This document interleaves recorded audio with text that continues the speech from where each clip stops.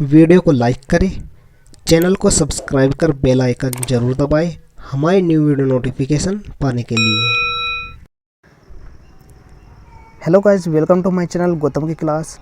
तो आज मैं बीए फाइनल ईयर वालों के लिए जियोग्राफी एनवायरनमेंट स्टडीज़ से यूनिट सेकंड के कुछ इंपॉर्टेंट क्वेश्चन लेके आया हूं, जो कि आपका पर्यावरण ह्रास यूनिट का नाम हो जाता है। तो सभी क्वेश्चन आपके लिए बहुत ही इंपॉर्टेंट होने वाले हैं, तो वीडियो को एंड तक जरूर देखते रहिए। और वीडियो में आगे बढ़ने से पहले यदि आप चैनल पर नए हो तो चैनल को अभी से सब्सक्राइब जरूर कर लें, ताकि आपको मेरी आने वाली न्यू वीडियो नोटिफिकेशन समय पर मिल सके। तो आइए वीडियो को स्टार्ट करते हैं। तो यहाँ पर आपका फर्स्ट क्वेश्चन है, विश्व के अनेक भागों में स्थानांतरणशील कृषि के अलग अलग नाम यहाँ पर मैंने लिख दिए हैं। तो यहाँ पर मैंने इनका उत्तर यहाँ पर सामने ही लिख दिया है, जिससे आपको पढ़ने में आसानी हो सके। आपके एग्ज़ाम में ये ऑब्जेक्टिव में ही होंगे। तो यहाँ पर मलेशिया एवं इंडोनेशिया में जो स्थानांतरणशील कृषि होती है वह लदांग के नाम से जानी जाती है। नेक्स्ट है फिलीपींस में जो स्थानांतरण कृषि होती है वह कैंगिन के नाम से जानी जाती है। नेक्स्ट है श्रीलंका में यह चेना के नाम से जानी जाती है। और ब्राज़ील में यह रोका के नाम से जानी जाती है।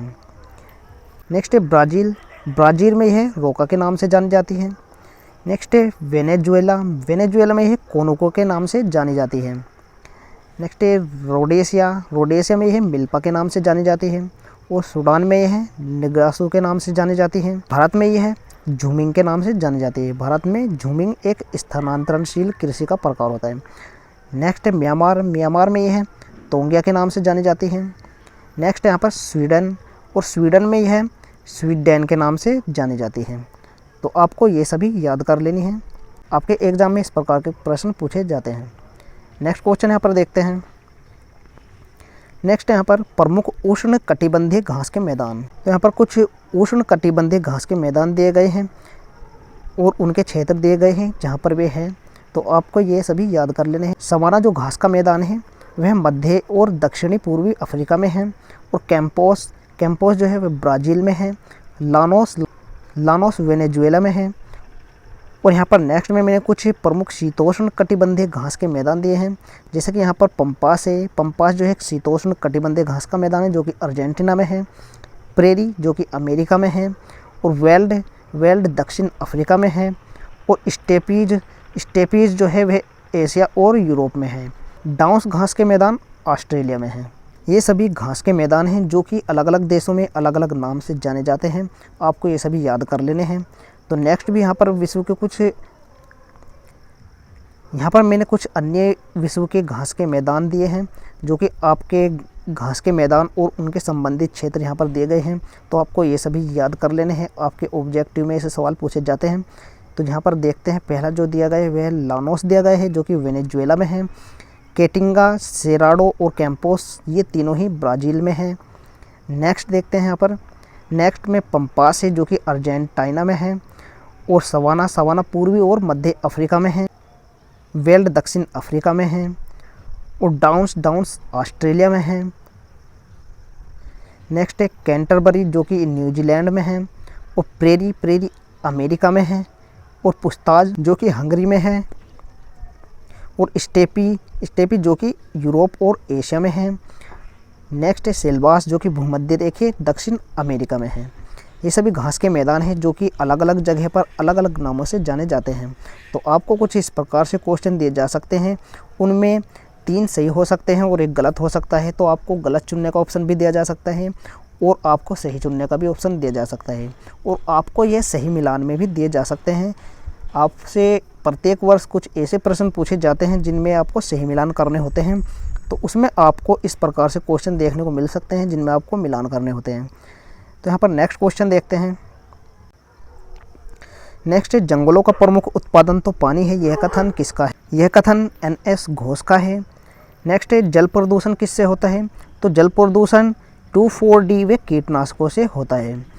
नेक्स्ट है, किस शासनकाल में भारतीय सागौन बड़ी मात्रा में यूरोपीय देशों को भेजा जाता था? तो वह शासनकाल था ब्रिटिश काल। नेक्स्ट है, जललग्नता समस्या किसके साथ संबंधित है? तो यह मृदा के साथ संबंधित है। नेक्स्ट है, कपास के लिए कौन सी मिट्टी उपयुक्त है? तो इसके लिए काली मिट्टी उपयुक्त मानी जाती है। नेक्स्ट है, धरातल से वायुमंडल की दूसरी परत या मंडल कौन सा है? तो दूसरा जो मंडल है वह समताप मंडल के नाम से जाना जाता है। तो धरातल से जो ऊपर की ओर चलते हैं हम तो सबसे पहले हमें क्षोभ मंडल देखने को मिलता है, और दूसरे नंबर पर यहाँ पर होता है समताप मंडल, और तीसरे नंबर पर मध्य मंडल, चौथे नंबर पर देखने को मिलता है आयन मंडल, और सबसे जो आखिरी में होता है पांचवा मंडल वह होता है बहिर्मंडल। तो आपको ये सभी मंडल क्रम से याद कर लेने हैं, आपके एग्जाम में इससे संबंधित क्वेश्चन पूछे जा सकते हैं। नेक्स्ट है पृथ्वी के कितने प्रतिशत भाग पर जल है, तो पृथ्वी के 71% भाग पर जल है। नेक्स्ट है खाद्य जाल का सही क्रम है, तो यहाँ पर मैंने एक उदाहरण दिया है, जैसे कि यहाँ पर घास को टिड्डा खा जाता है, और टिड्डे को छिपकली खा जाती है, और छिपकली को बाज खा जाता है। तो इस प्रकार से यह सही क्रम हो जाएगा। आपको एग्जाम में इस प्रकार के क्वेश्चन देखने को मिल सकते हैं, तो आपको इसी प्रकार से उनका अनुमान लगा लेना है और आपको सही ऑप्शन को चुन लेना है। नेक्स्ट देखते हैं, खान खोदना किस व्यवसाय के अंतर्गत आता है, तो यह प्राथमिक व्यवसाय के अंतर्गत आता है। नेक्स्ट है पारिस्थितिक पिरामिड सामान्य कितने प्रकार के होते हैं, तो यह 3 प्रकार के होते हैं। नेक्स्ट है पर्यावरण के 2 प्रमुख घटक हैं, तो जैविक और अजैविक, ये 2 प्रमुख पर्यावरण के घटक हैं। नेक्स्ट है किसको रेंगती हुई मृत्यु कहा जाता है, तो मृदा को रेंगती हुई मृत्यु कहा जाता है। नेक्स्ट है स्टॉकहोम स्वीडन पर्यावरण सम्मेलन कब प्रारंभ हुआ, तो यह 1972 ईस्वी में प्रारंभ हुआ था।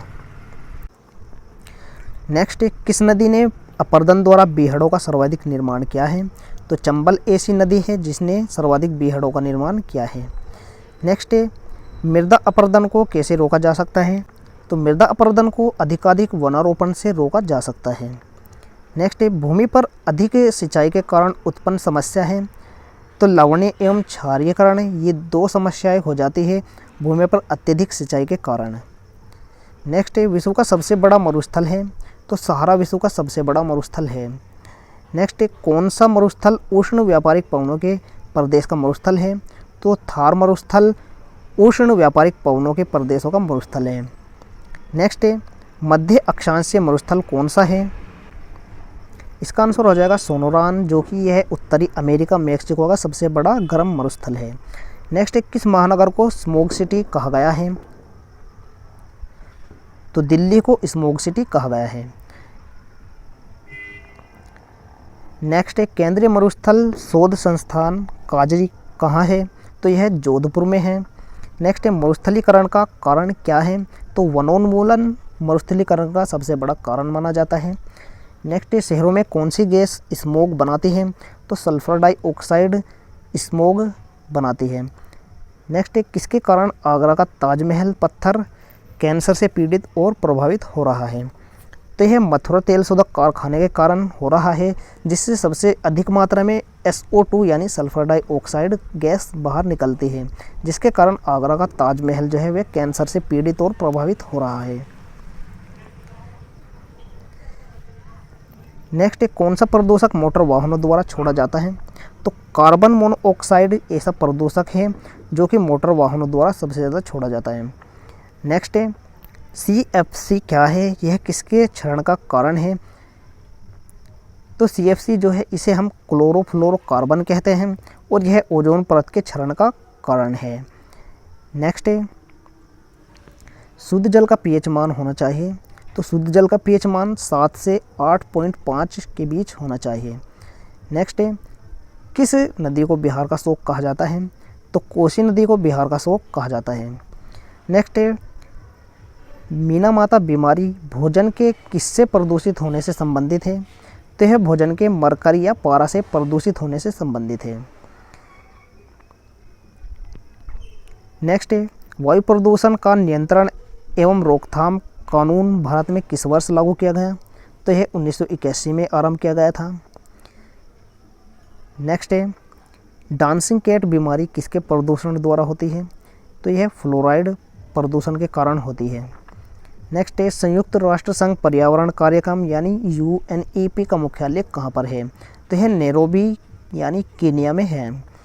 नेक्स्ट किसने पारिस्थितिकी शब्द से परिचित कराया था, तो हैकेल ने पारिस्थितिकी शब्द से परिचित कराया था। नेक्स्ट है देश में 75% से अधिक बीमारियां किस प्रदूषण के कारण होती है, जल प्रदूषण के कारण 75% से अधिक बीमारियां होती हैं। नेक्स्ट है linear imaging self scanning centre यानी LISS थर्ड एक बहुवर्णक्रमीय है, तो यह एक कैमरा है। नेक्स्ट है स्टोन कैंसर किसे कहा जाता है, तो अम्लीय वर्षा को स्टोन कैंसर कहा जाता है। नेक्स्ट है भारत के भौगोलिक क्षेत्रफल का कितने प्रतिशत भाग अपरदन से प्रभावित है, तो इसका आंसर है 57%।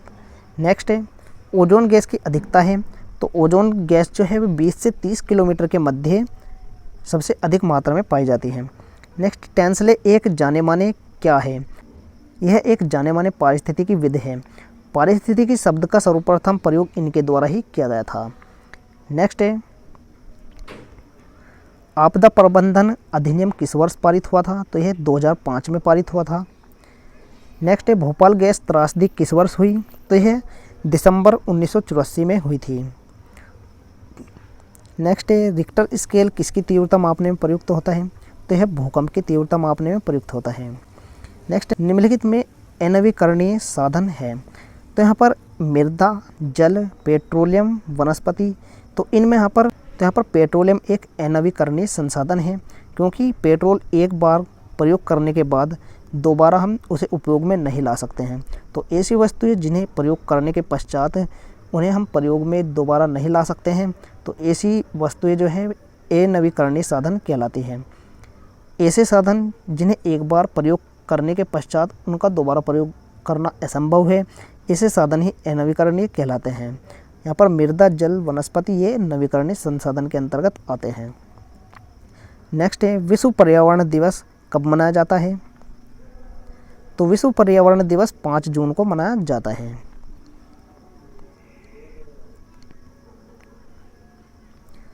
नेक्स्ट है पर्यावरण, प्रजाति और प्रवास यानी एनवायरनमेंट, रेस एंड माइग्रेशन नामक पुस्तक के लेखक कौन है, तो ग्रिफिथ टेलर इसके लेखक है।